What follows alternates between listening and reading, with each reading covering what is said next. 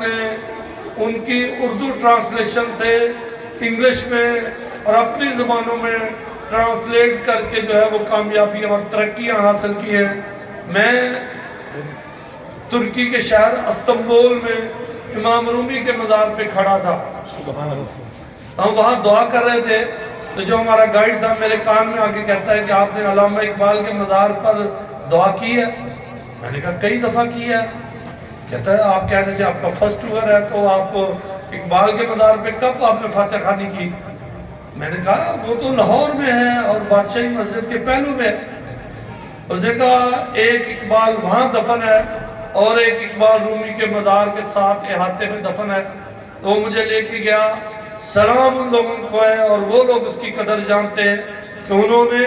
اقبال کی ایک فردی قبر بنائی ہوئی ہے اور وہ وہاں آ کر دعا کرتے ہیں اور اقبال کو یاد کرتے ہیں۔ اور بتانے والا مجھے بتاتا ہے کہ آپ اتنے خوش قسمت لوگ ہو۔ اس نے کہا آپ تھوڑی دیر اگر یہاں ٹھہرے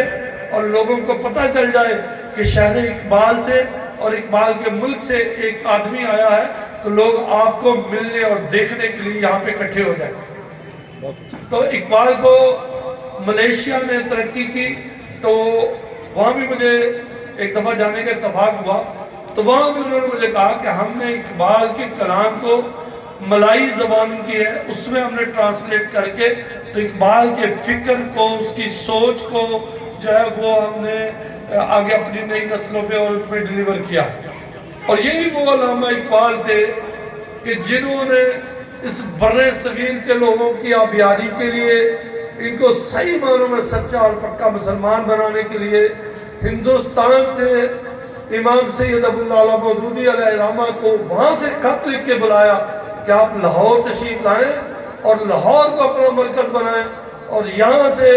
اہلیان بر صغیر کی ذہنی فکری آبیاری کرے۔ اور اسی لیے میرے عزیزوں